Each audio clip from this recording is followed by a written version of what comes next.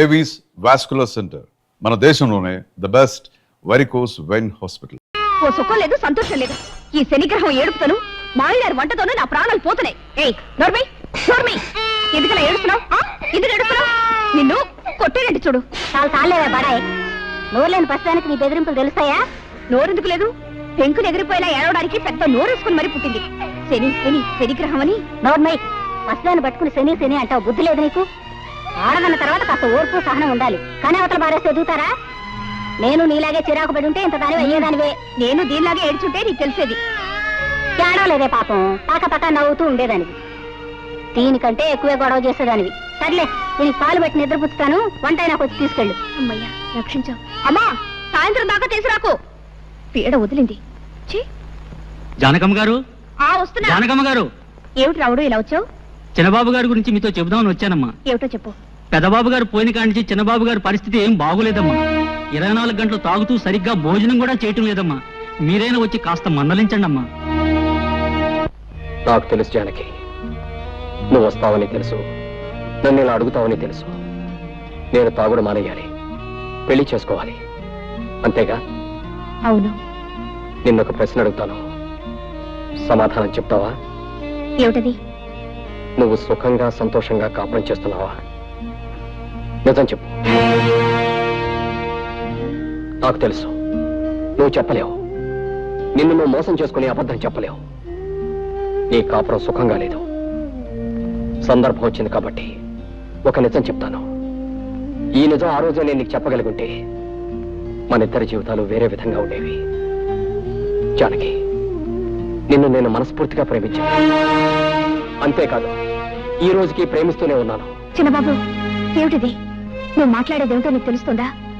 నేను పెళ్ళైన దాన్ని, నాతో ఇలా మాట్లాడకూడదు. జానకి, నేను నిజం చెప్తున్నాను. నిజం చెప్పడానికి కూడా కొన్ని హద్దులుంటాయి. అవన్నీ ఆలోచించబట్టే నువ్వు నాకు తక్కకుండా పోయావు. ఆ పెళ్లి చేసుకుని నువ్వు సుఖపడింది లేదు. నువ్వు లేని నా జీవితానికి ఏ సుఖం లేదు. ఇక ఈ జీవితాలు ఇంతేనా? ఇంతే. ఇంతకన్నా చేసేదే ఉంది? ఉంది. దానికి మరో మార్గం ఉంది. చేస్తావా? ఏమిటిది? నాతో వచ్చేయి, ఎక్కడికైనా పోయి సుఖంగా బ్రతుకుదాం.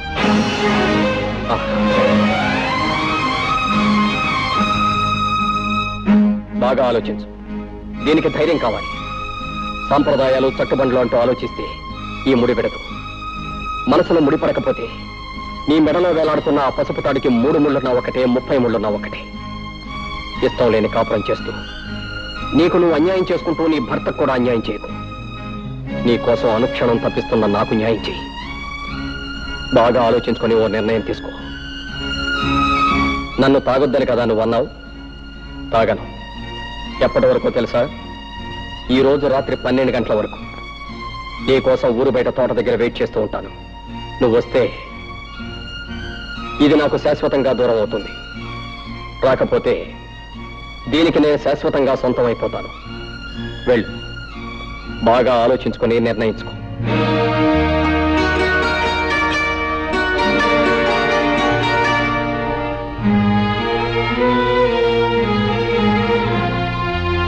ఆగు జానకి, మురళి నీతో మాట్లాడినంత విన్నాను. కంగారు పడకు, నేనెవరికి చెప్పను. నువ్వు నన్ను చీడ పురుగని పేడ పురుగని చాలాసార్లు అన్నావు. నేనెప్పుడు ఫీల్ అవ్వలేదు, అవ్వను. ఎందుకంటే నిజానికి నేను పట్టు పురుగు లాంటి పురుషుణ్ణి.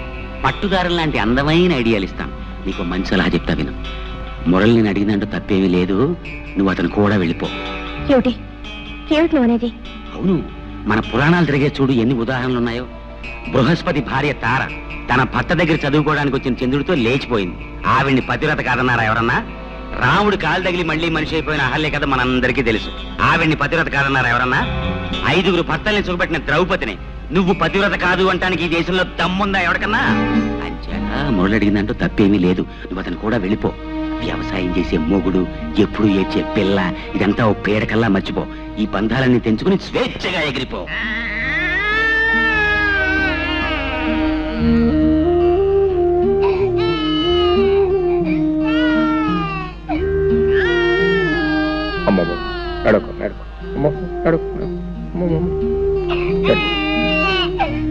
పాప ఇంకా నిద్రపోలేదా?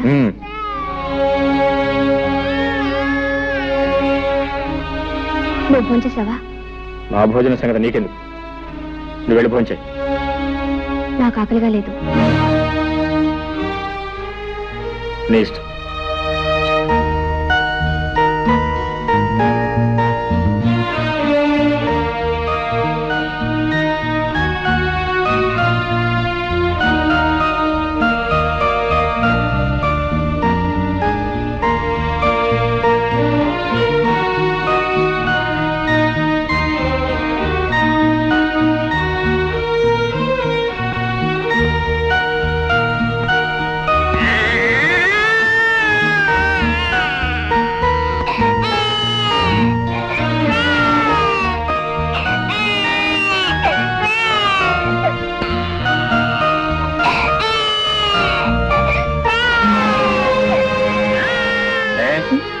బిడ్డ ఏడుస్తుంటే వినపట్లేదా కనపట్లేదా?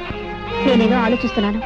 అయినా దానికి పనే ఉంది ఏడవడం తప్ప. నర్మయ్, బిడ్డ కాస్త కదిలితేనే ఎంత నిద్రలో ఉన్న తల్లి కూడా ఉలిక్కి పెళ్లి వేస్తుంది. అలాంటిది కన్న బిడ్డ కళ్ళ ముందే ఒక్కపట్టి ఏడుస్తుంటే కదలకుండా మెదలకుండా రాయిలా కూర్చున్నావే. నువ్వు ఒక ఆడదానివేనా? నువ్వు ఒక తెలివేనా? ఇప్పుడు ఏం కోపం మునిగిందని ఆ కేకలు? ఏదో ఆలోచనలో ఉంటే పట్టించుకోలేదు. అవునే, నువ్వేది పట్టించుకున్నావు? ఎప్పుడు పట్టించుకున్నావు? కన్న పెట్టికి ఒక్క పూట ప్రేమతో పాలిచ్చావా? లేదు. కట్టుకున్న మొగుడు నాకు ఒక్క పూట శ్రద్ధగా భోజనం పెట్టావా? లేదు. నీకు ఈ మొగుడు అక్కర్లేదు, ఈ సంసారం అక్కర్లేదు, ఏది అక్కర్లేదు. నీ ఆలోచనలు వేరు, ఆశలు వేరు, నీ కళ్ళే వేరు. అవును అవును అవును, నా ఆలోచనలు ఆశలు కలలు అన్ని వేరు. నిన్ను పెళ్లి చేసుకుని నేను సుఖపడిందేమిటి? గొడ్లకు నీళ్లు పెట్టడం, రోజు నీకు పొలానికి భోజనం తీసుకురావడం, 24 గంటలు ఏడ్చే శనిముడని లాలించడం, అంతేగా? నిజం చెప్తే ఎందుకు అరుపులు? నేనెంత చెప్పినా వినకుండా నీకిచ్చి పెళ్లి చేసి నా గొంతు కోసారు. తప్పు నీది కదే, తప్పంతా నాది. నీకు నా మీద ప్రేమ ఉన్నా లేకపోయినా నీ మీద నాకున్న ప్రేమ కొద్దీ నెత్తిని పెట్టుకుని ఊరేగాను చూడు, అది నేను చేసిన తప్పే. నీ పెంకితనాన్ని మంకుతనాన్ని నువ్వు ఏనాటికైనా మార్చుకోలేకపోతావు ఆశపడ్డాను చూడు, అది నేను చేసిన తప్పు. దానికి మగవాడిని దేవుడిగా మార్చినా పశువుగా మార్చినా ఆడదే కారణం. నువ్వు నన్ను దేవుడిగా మార్చే శక్తి నీకు ఎలాగూ లేదు. కనీసం పశువుగానే మార్చదు. పశువుగా నేను మార్చేదేమిటి? పశువుగానే పుట్టావు, పశువుల్లోనే పెరిగావు, పశువుల్లోనే ప్రవర్తిస్తున్నావు.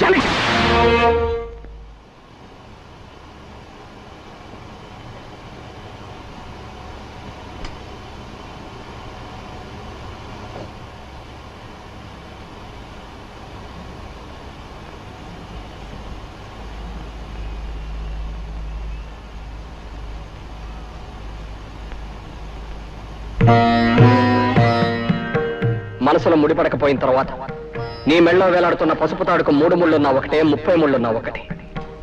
ఇష్టం లేని కాపురం చేస్తూ నీకు నువ్వు అన్యాయం చేసుకుంటూ నీ భర్తకు కూడా అన్యాయం చేయవు. నీ కోసం అనుక్షణం తప్పిస్తున్న నాకు న్యాయం చేయి. పురాణాలు తిరగేస్తుడు బృహస్పతి భార్య తారేం చేసి భర్త దగ్గర చదువుకోవడానికి వచ్చిన చంద్రుడితో లేచిపోయింది. ఆవిడ్ని పతివ్రత కాదన్నారా ఎవరన్నా? వ్యవసాయం చేసే మొగుడు, ఎప్పుడు ఏడ్చే పిల్ల, ఇదంతా పేడకల్లా మర్చిపోయి అల్లంతో వెళ్ళిపోయింది. నీ కోసం ఊరు బయట గుడి దగ్గర వెయిట్ చేస్తూ ఉంటాను. నువ్వు వస్తే ఇది నాకు శాశ్వతంగా దూరం అవుతావు, రాకపోతే దానికి నేను శాశ్వతంగా సొంతం అయిపోతాను. వెళ్ళు. బాగా ఆలోచించి నిర్ణయించు.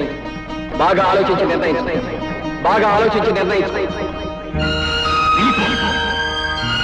నా కోసం వచ్చి నా కోసం వచ్చి నా కోసం వచ్చాయి.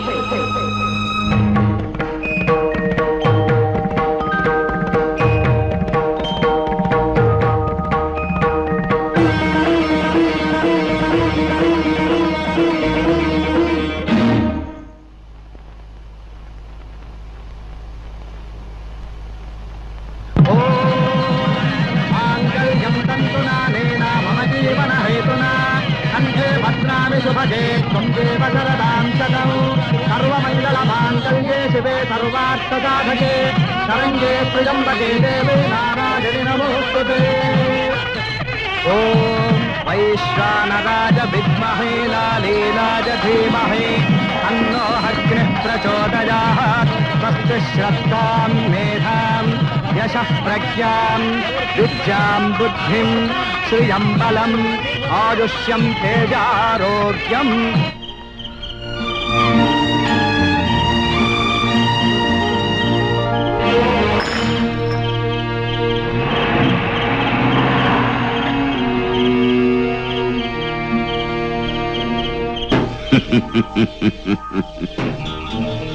రేయ్ నరసింహం, నీ కూతురు నాకిచ్చి పెళ్లి చేయరా అంటే నా కూతురు జాతిరత్నము, నువ్వు గులకరాయివి, నన్ను హేళన చేస్తావా?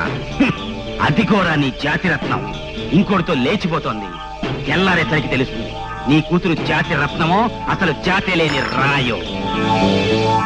సర్వే జన సుఖినో భవంతు, సుఖినో భవంతు.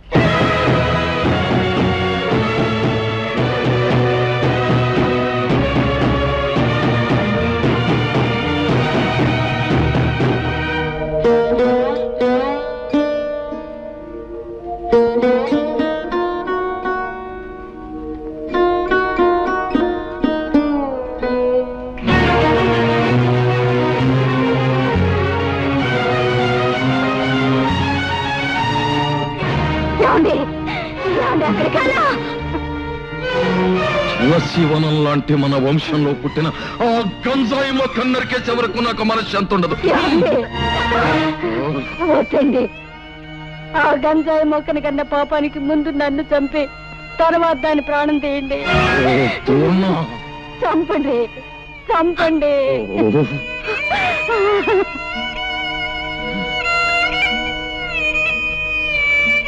మీరు దేవుళ్ళ, మీకు రోజు మేము పూజలు పునస్కారాలు. ఆకలితో ఉన్నవాడికి అన్నం పెట్టి, అవసరాల్లో ఉన్న వాళ్ళని ఆదుకుని, కష్టాలలో ఉన్న వాళ్ళ కన్నీళ్లు తుడిస్తే మీరు ప్రసన్నులై మీ చల్లని దీవెనలు నాకు అందజేస్తారనే నమ్మకంతో బ్రతుకుతున్న మనిషిని నేను. నేను ఎప్పుడు ఎవరికి ఏ పాపం చేశానని ఇంత శిక్ష విధించారు? మీరు కరుణామయుల, కష్టాయి వాళ్ళ.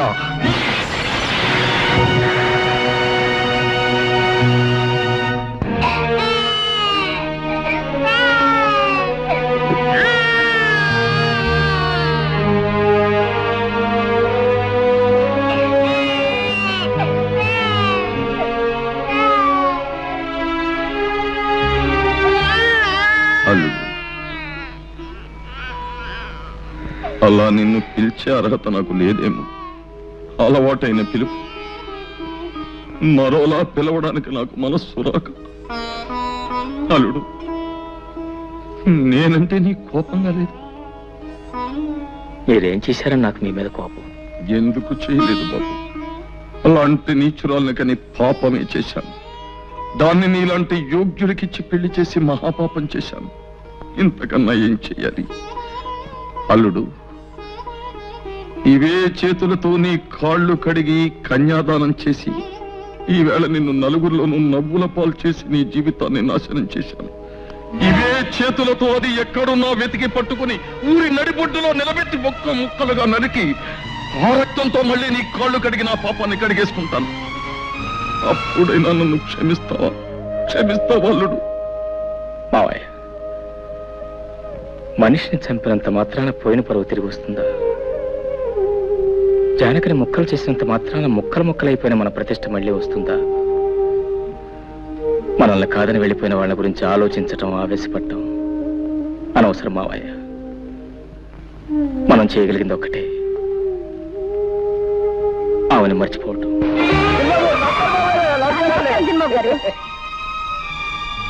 రండి బాబు, కులాసేనా? చిన్నబాబు గారు, అమ్మాయి గారు. మాకు తెలియకుండా పెళ్లి ఇప్పుడు చేసుకున్నా చిన్నబాబు. ఇంట్లోకి రాకుండానే ఏమిటా ప్రశ్నలు? ముందు సామాన్లు తీసుకెళ్ళి లోపల పెట్టు. బాబు, అమ్మగారిని మేడం మీద గదిలోకి తీసుకెళ్ళి ఏం కావాలో దగ్గర ఉంచు. అట్టగే బాబు. వెళ్ళి జానకి. రండమ్మా, రండి. ఇదేనమ్మా మీ గది, రండి.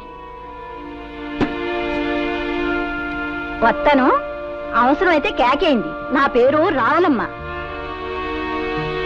అమ్మా, మీరేమనుకోకపోతే ఓ మాట అడుగుతాను. మీరు నర్సరీ గారి కూతురు జానకమ్మ కదూ? ఎప్పుడో చూశాను, సరిగా గుర్తుకు రావట్లేదు. వస్తాను.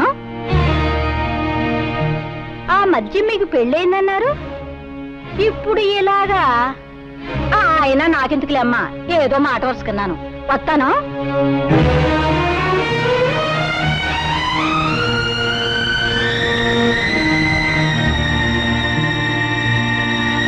అయితే ఎంతగా అమ్మాయి ఎవరంట?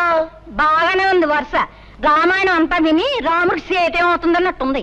అది కాదే, నరసింహయ్య గారు పెద్దమ్మాయి అంటున్నా, అరే మేనల్లుడికి ఇచ్చి పెళ్లి చేశారంటున్నా, పిల్ల కూడా పుట్టిందంటున్నా, మరి చిన్నబాబు గారు కూడా వచ్చేయడం ఏంటే? ఎందుకలా వచ్చేసింది? ఎందుకు వచ్చేయడం ఏంటి? పరాయి మగాడితో పెళ్ళైన ఆడది ఎందుకు వచ్చేస్తుంది? పళ్ళుకో వ్యక్తి చిన్నబాబు గారితో లేచొచ్చేసింది.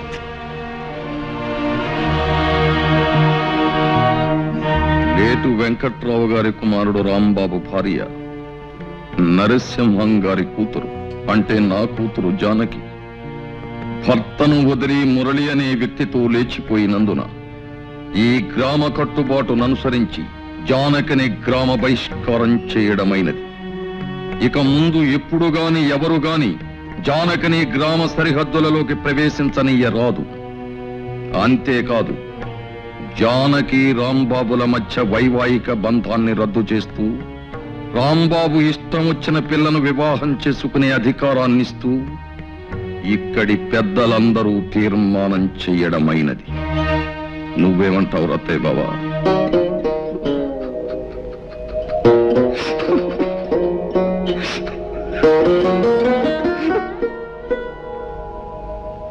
గురుగారు, నాకు చిన్న అనుమానం.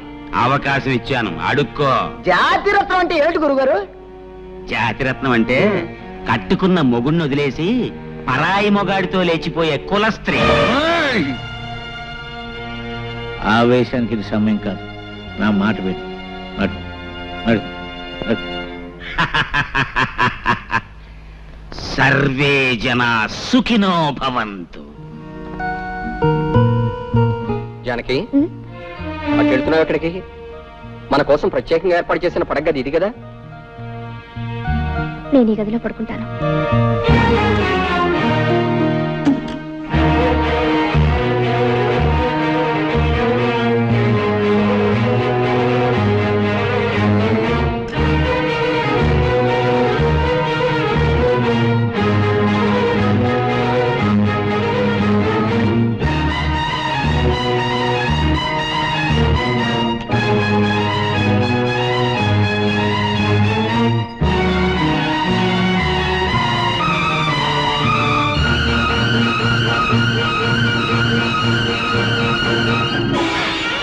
అయ్యా, పసుతాడంటే ఓ మగాడు తన పరువుని, ప్రతిష్టని, గౌరవాన్ని పసుతాడుగా మెడలో వేస్తున్నాను. నీ పవిత్రమైన ప్రవర్తనతో